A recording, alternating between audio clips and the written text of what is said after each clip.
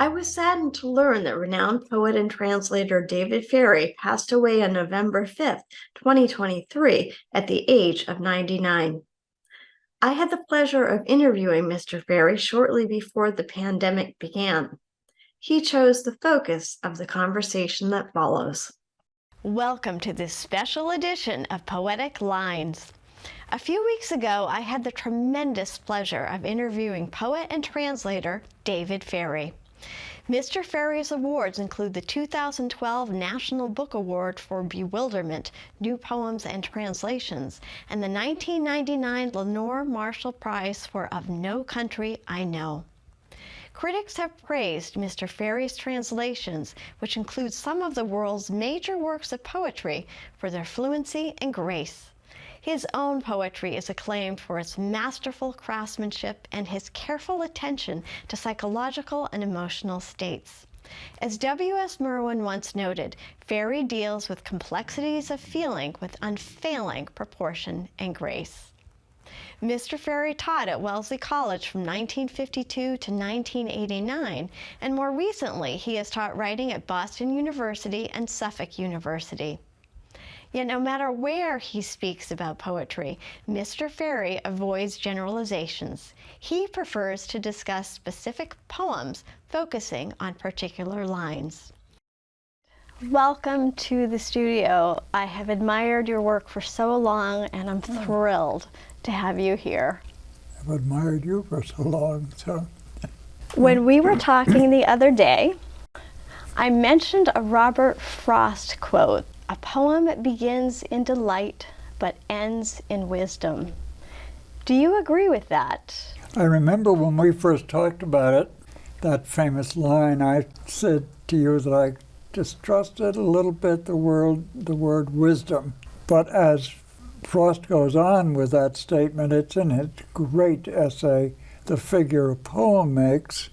He takes care of my worry that the word wisdom is too cloudily big in a sense in the claims that it makes about what happens in the end of a poem.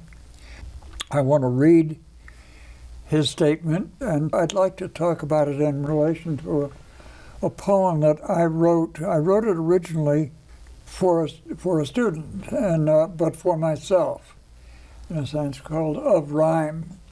And that statement in part quotes from the Frost poem. It's the poem. It's the best statement about reading a poem and writing a poem that I know of. He says,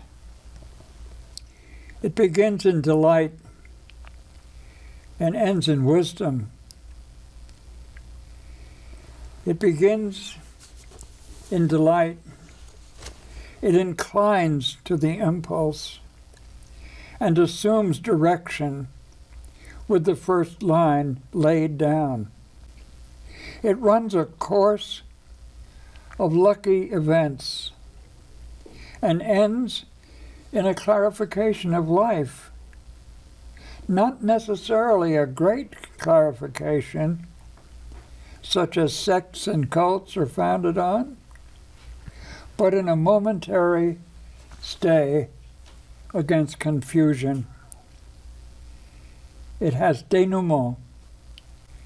It has an outcome that, though unforeseen, was predestined from the first image of the original mood, and indeed from the very mood. It finds its own name." So maybe I can read my poem Of Rhyme and see what my poem makes of those sentences of Frost in a sense, or how it tries to understand it. The task is the discovery of a rhyme whose consequence is just, though unforeknown, either in its completion, having been prepared for, though in secret, all the time, or in the way, each step of the way, brings in to play with one another in the game considerations hitherto unknown, new differences, discovering the same. The discovering is an ordering in time, such that one seems to chance upon one's own birth name, strangely engraved upon a stone, in consequence of the completion of the rhyme. That's lovely, and it provides great insight into your poems. I think what Frost means by the first line to describe, as in his essay, the first line of the poem, first laid down, is the task is the discovering of a rhyme.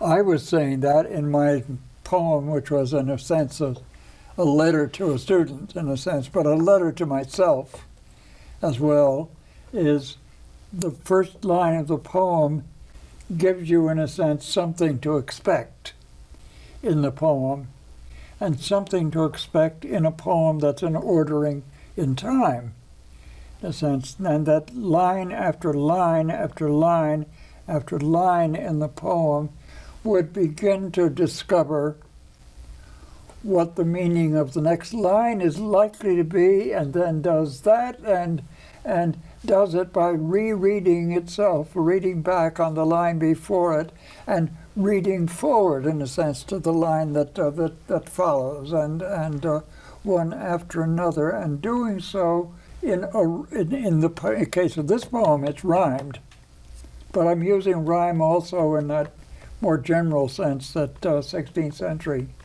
poets used to mean poetry in general. The various formal elements that are taken here. The continuing formal element is the iambic pentameter line that the poem is written in, and so we begin to expect and hope for what lucky events will be if the second line is iambic pentameter and has given the pleasure, in a sense, of maintaining the same music or a similar music to the line before it, and so with the line after it, and so on.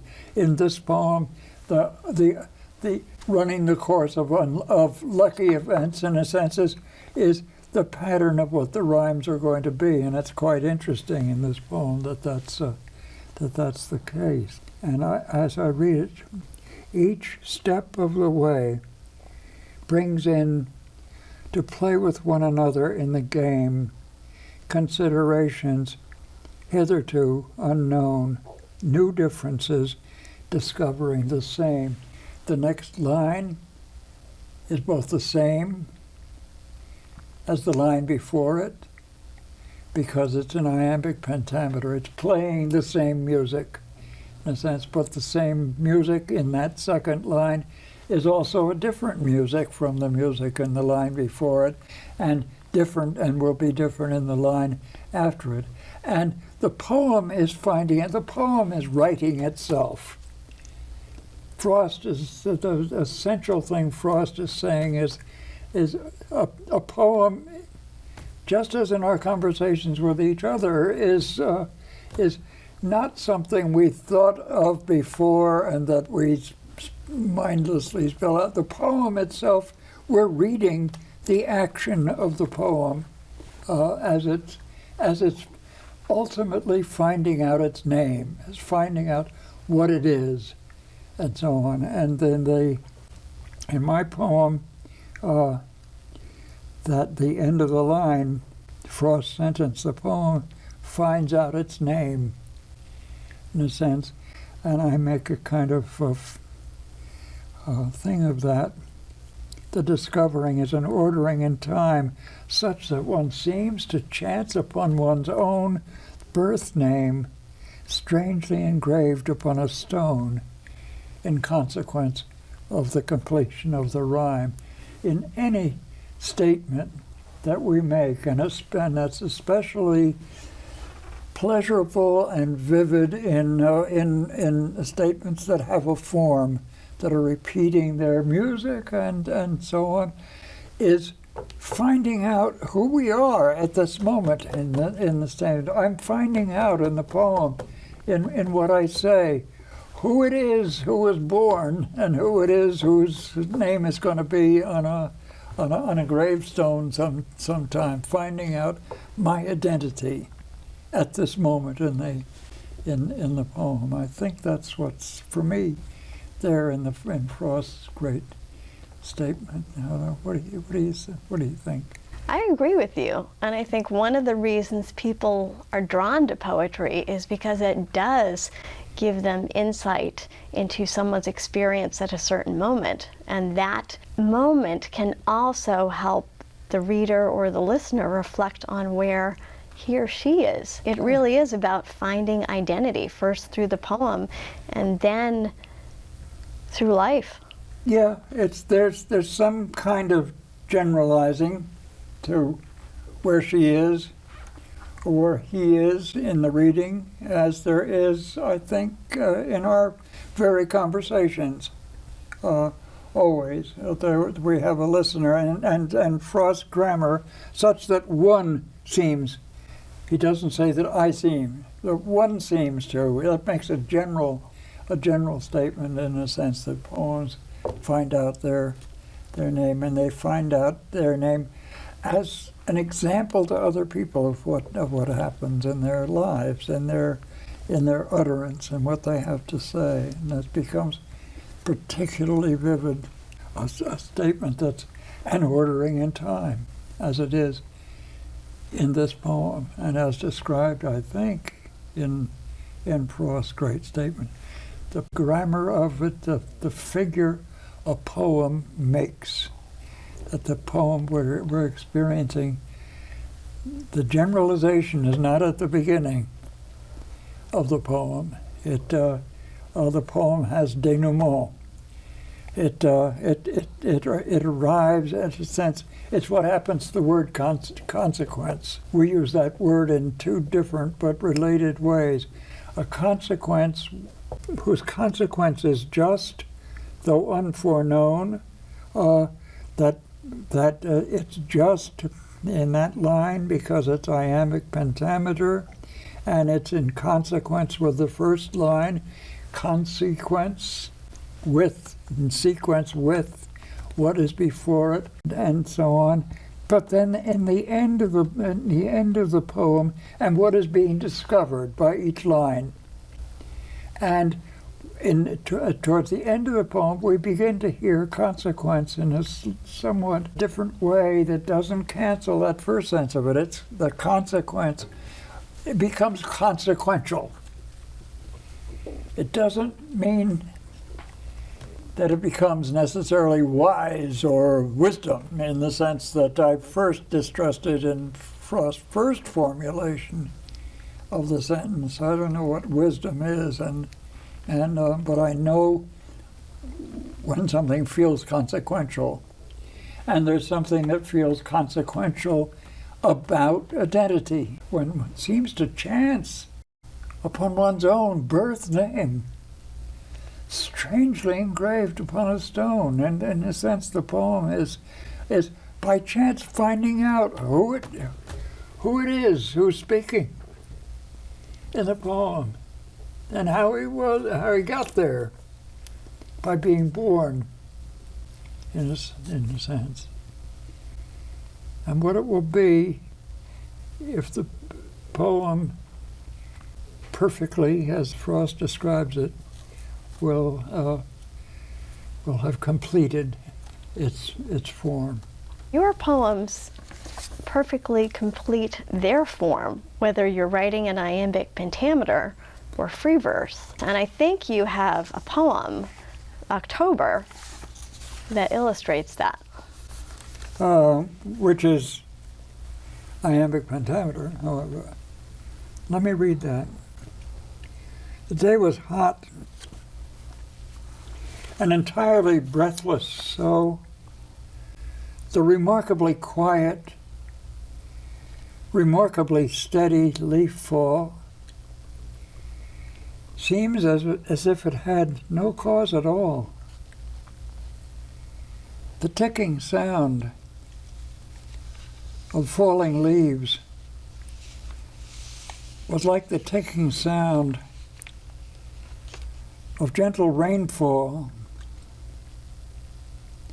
as they gently fell on leaves already fallen, or as they passed them in their falling, now and again it happened that one of them touched one or another leaf as yet not falling, still clinging to the idea of being summer, as if the leaves that were falling, but not the day, had read and understood the calendar. Frost says the course of lucky events. In a poem like this, I think the lucky events turn out, there's a kind of play on the word fall, and it begins in the opening stanza of the poem just as leaf fall, that seems as if it had no cause at all, and fall, leaf fall, and all begin to rhyme. There's some kinds of lucky events that are going on with that sound, and so on. And we think of that all the time. We call autumn fall. And we call autumn, we know, is time when the leaves are falling. And in Rilke's wonderful poem, Herbst, which is autumn, everything is falling, in a sense, and in his lines, and so on. And it's aware of that in falling, and the ticking sound. That for me, one of the lucky events is that a way to describe the sound of the leaves, and what I heard sitting in my study back in Cambridge one day in the fall, and actually heard this quiet ticking sound in the tree just outside my window, and so on, where leaves were beginning to fall and so on, is a word that describes the very sound of that sound as the leaves are falling, which is also the sound that a clock makes too, in a sense that the poem is an ordering in time here, and it's keeping time, as the poem is said, to the action of the falling of the lines, and so on. And we hear, at least I hear, the ticking sound of falling leaves was like the ticking sound of gentle rainfall. As they gently fell on leaves already fallen, and we then hear not just as they fell and falling, but fallen, and so on. The whole action of the autumn going on, and it still goes on as when they pass them in their falling. Now the gentle leaves fell, that gently fell on leaves already fallen, or as they passed them in their falling, now and again it happened that one of them touched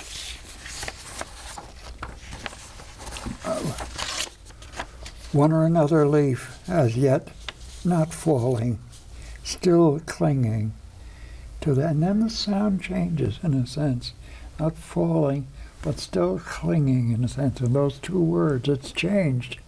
Suddenly, that leaf is clinging to the idea of being summer, and so on. And those paired words that rhyme with one another, falling and clinging to the idea of being summer, as if the leaves that were that were falling, but not the day, had read and understood the calendar.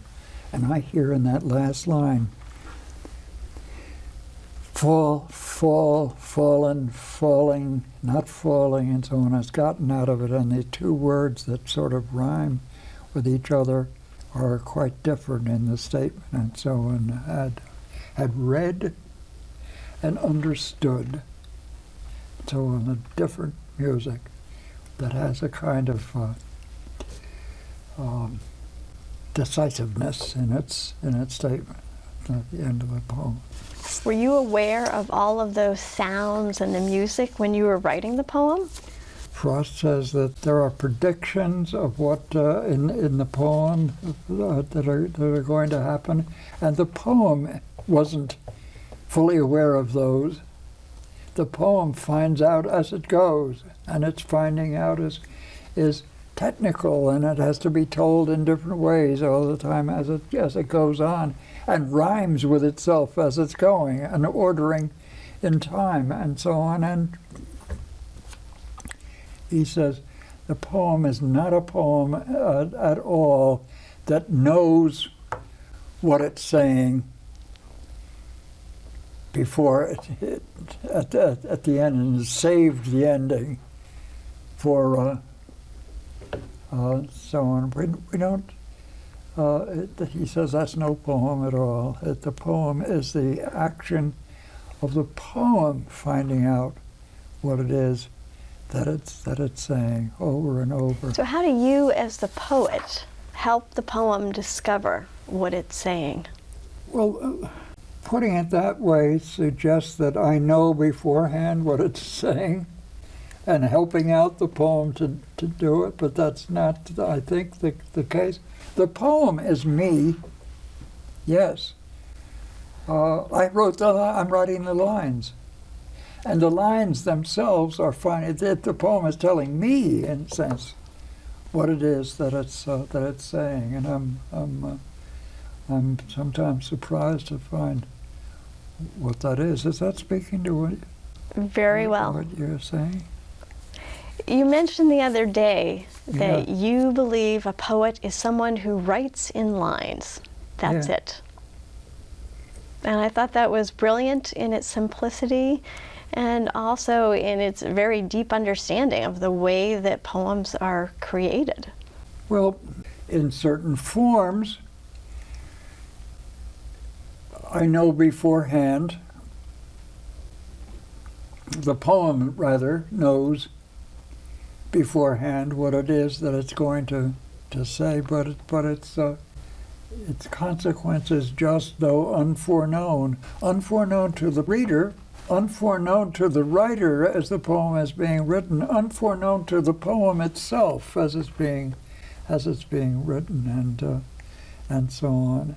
And somehow it does. There are some things that are in certain kinds of poems that are predictable. It pretty soon becomes predictable that this poem is written in 3-line stanzas, for example, and those will be repeated. They are an ordering in time in that sense. 3-line stanzas that are iambic pentameter lines, and the poem is finding out, I think, pleasurably itself, what lucky events will take place in writing that second line in iambic pentameter, and so on, and what will happen inside the character of that line. The remarkably quiet, remarkably steady leaf fall. Those are remarkably quiet, remarkably steady leaf fall. The music of that line resembles the music of the line before it, and the lines after it seems as if it had no cause at all. Resembles them in being iambic pentameter, but it has its own identifiable music, remarkably quiet, remarkably steady, and so on. The poem finding out a way to say it that makes the saying of it feel like a lucky event. I think the poem is being the helper, not the poet, in a sense. That, to put it that other way, separates the poet from the action of the poem, I think. Maybe, when we first talked about this, one of the poems you wanted to talk about, and I'm thinking a poem which is a sestina, which turns out to be a sestina. Turned out to me, or to the poem, that it was becoming a sestina. I didn't know it when I first wrote the lines. The poem is called The Guest Ellen at the Supper for Street People. The unclean spirits cry out in the body or mind of the guest Ellen in a loud voice, torment me not. And in the fury of her unclean hands, beating the air in some kind of unending torment. Nobody witnessing could possibly know the event that cast upon her the spell of this enchantment.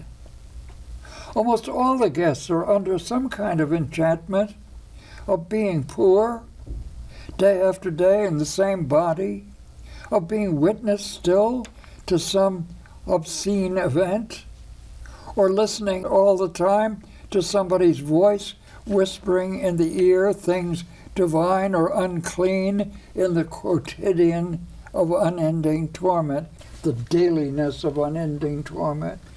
One has to keep thinking there was some source of torment, something that happened someplace else, unclean.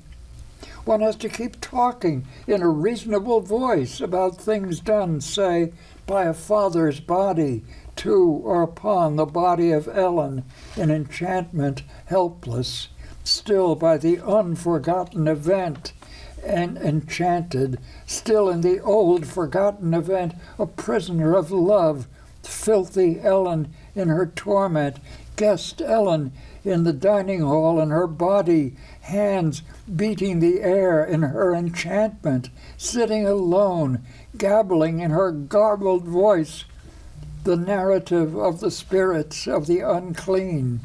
She is wholly the possessed one of the unclean. Maybe the spirits came from the river.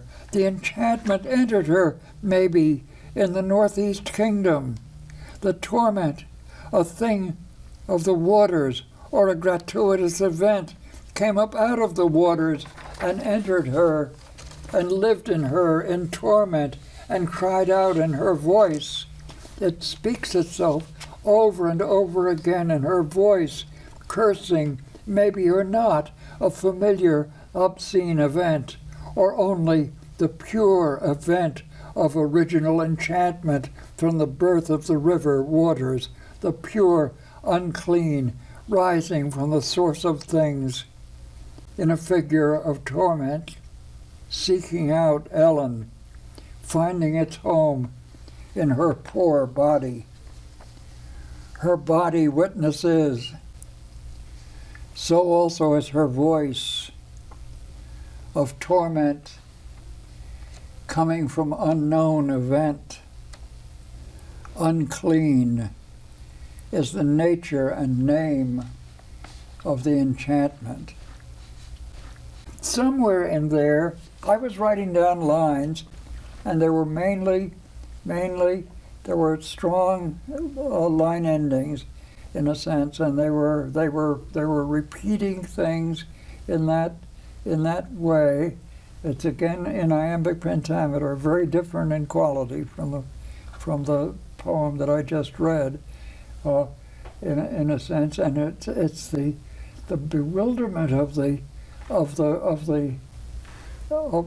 person, not a street person, who's serving at the supper and is confronted with this wretched young woman, and not being able to know what the causes of her wretchedness are, and she is saying over and over again, in a way, trying to tell her story, as I am saying it over and over again, trying to understand what's going on. And both the lines with their strong endings keep saying that, and they begin to end in the same lines, like torment, event, enchantment, and so on.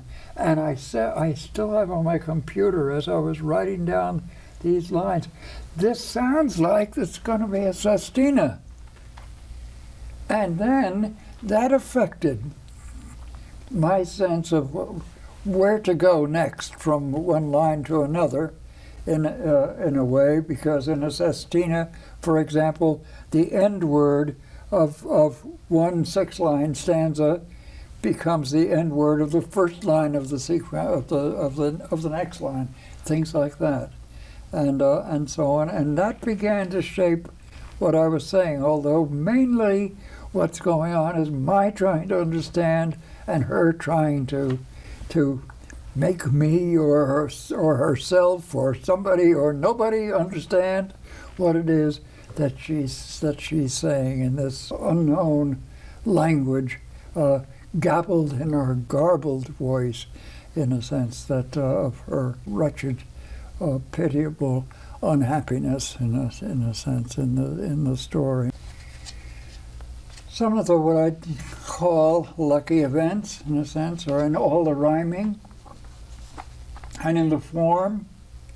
In the 6-line stanzas, the first line of them beginning with the end word again that happened in the last line of the stanza before it, and so on. And then in the 3-line stanza at the end, with which sestinas end, the pairs of words of the 6 end line words occurred line for line, and so on. Some satisfaction for the writer, for the poem, in a sense, in its obedience to that form, to the music of the poem.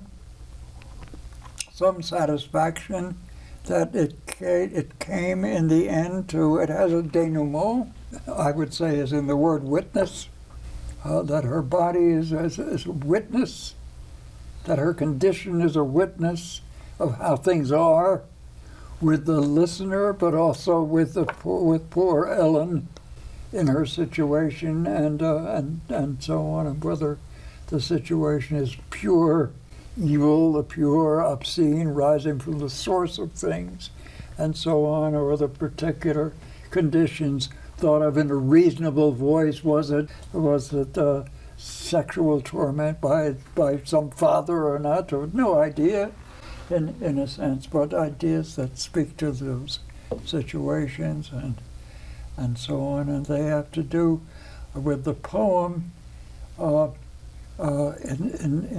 in prose description. I think, that's what the opening lines of the poem, first laid down, in a sense, begin to tell what it is that's going to come, and the poem begins to write itself. I think that at least in effort, it's acting out, in a sense, the kind of the figure that a poem makes, in a sense, in prose. Great descriptions of it. I want to change directions just a little bit, because you are as well known for your translations as you are for your poems. So is the process of translating the same as writing a poem, or is it different? Really see, in a way, of experiencing it is I know in translating a passage from, say, Virgil or Horace, or I did not a translation, but I call it a rendering of the Gilgamesh epic, is that I know what's coming, and I have, in a sense, I have, in a sense, in my reading of the lines in Latin, or my reading of the lines in the case of the Gilgamesh, or I don't know, Babylonian, in the word for word translations by the scholars, I know beforehand more about what is going to be said than in a so-called original poem, maybe. But the process, I'm still writing down a line, and that line is going to be in sequence and it's going to have consequences in what the line after it is going to say, and so on. And the writing itself means my translation is therefore a different poem from what I'm translating. In a sense, it's in English, and it's written by me, and the process of writing those lines, which are indeed trying to be as faithful as possible to the sense and the feelings of what's there in the poem that it's or passage that it's translating, in a sense, is not transmittable one-on-one because it's spoken in the other language. It's written in the other language with a different grammar, and with different resources, or in its own literature, in a sense that gets into the ways things are said, into the translation, so on, that make it different. So I think it's still, the translator is still a poet writing in lines. I know you brought a few more poems. Would you share them with us? Well, I could. There's a poem I think maybe I would conclude with. It's called "In the Reading Room." Alone in the library room, even when others are there in the room, alone, except for themselves, there is the illusion of peace. The air in the room is stilled. There are reading lights on the tables, looking as if they're reading, looking as if they're studying the text and understanding, shedding light on what the words are saying. But under their steady, imbecile gaze, the page is blank, patiently waiting not to be blank. The page is blank until the mind that reads crosses the black river, seeking the queen of the underworld, Persephone, where she sits by the side of the one who brought her there from Enna, Hades, the mute, the deaf, king of the dead letter. She is clothed in the beautiful garment of our 1,000 misunderstandings of the sacred text. And by the sacred text, I mean not the text, I mean, including other things, the text of the holy books, but the text of the language and its possibilities, and so on, which is somehow sacred, out of which the poem gets made, and the poem is itself, compared to the light of the imbecile lamps, sense is and their lack of understanding is understanding, but it's a misunderstanding. Our misunderstandings, every poem, everything we say to one another in our conversations is to be sure as much of an understanding as we can get it made to say in our conversation, in our social lives, in our relations to each other. But it's always a misunderstanding and a partial understanding of the sacred text, of what the language makes available, I think. And your writing has certainly added to that sacred text. Well, David, I cannot thank you enough for your passionate readings, your wonderful poems, and your fantastic insights. I have really enjoyed our time together. Oh, I have Thank you so so much. Very much.